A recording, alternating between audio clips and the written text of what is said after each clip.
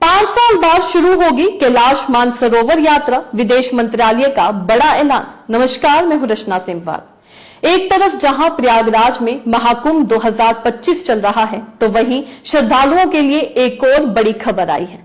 कैलाश मानसरोवर यात्रा फिर से शुरू होने वाली है। इस बात की जानकारी विदेश मंत्रालय ने सोमवार को दी। विदेश मंत्रालय ने कहा कि विदेश सचिव विक्रम ने भारत और चीन के बीच विदेश सचिव उप विदेश मंत्री के बीच बैठक के लिए 26-27 जनवरी को बीजिंग का दौरा किया। इस दौरान दोनों पक्षों ने कैलाश मानसरोवर यात्रा फिर से शुरू करने का फैसला लिया है। बता दें, ये यात्रा 2020 से बंद पड़ी थी।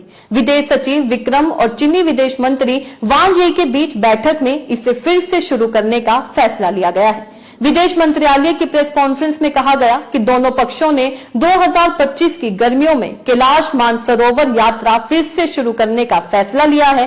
संबंधित तंत्र मौजूदा समझौतों के अनुसार ऐसे करने के तौर तरीकों पर चर्चा की जाएगी। इसके अलावा दोनों देशों में बहने वाली नदियों के बारे में डाटा भी शेयर किया जाएगा और एक्सपर्ट्स से मुलाकात भी होगी। बता दें, कैलाश मानसरोवर यात्रा और दोनों देशों के बीच फ्लाइट सर्विस 2020 से ही बंद है। इसकी वजह दोनों के बीच सीमा विवाद के बाद खराब रिश्ते और कोविड की लहर थी। भारत चीन के बीच जून 2020 में डोकलाम विवाद हुआ था और 2019 मार्च में कोविड की पहली लहर आई थी, जिस वजह से ये विवाद ज्यादा बढ़ गया था।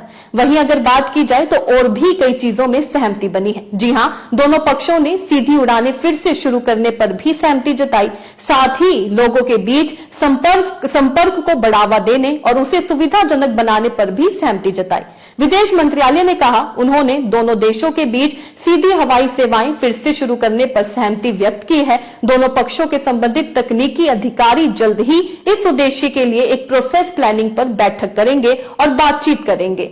वहीं इस समझौते की बात की जाए तो इस समझौते की नींव कजान में शुरू हो गई थी। जी हां, प्रधानमंत्री नरेंद्र मोदी और चीनी राष्ट्रपति शी जिनपिंग पिछले साल अक्टूबर में 5 साल बाद कजान में मिले थे। तब दोनों देशों ने आपसी रिश्तों की स्थिति पर चर्चा की और संबंधों को बेहतर बनाने के लिए कुछ कदम उठाने पर सहमति जताई थी।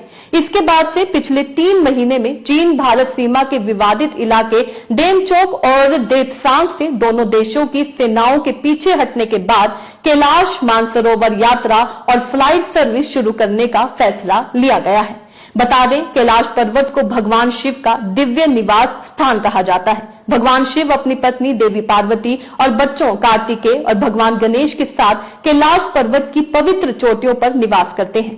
हर साल कैलाश मानसरोवर यात्रा के लिए हजारों लोग जाते हैं। चीन ने एक बार फिर से कैलाश की यात्रा शुरू करने का फैसला लिया है। सनातन धर्म में इस यात्रा का अपना एक खास महत्व है। इस खबर से आप क्या समझते हैं? अपने राय कमेंट में लिखकर जरूर बताइएगा। इसी तरीके से देश और दुनिया से जुड़ी हर छोटी सी बड़ी अपडेट के लिए FBN यानी फ्रंटलाइन ब्रेकिंग न्यूज के साथ बने रहिएगा। धन्यवाद।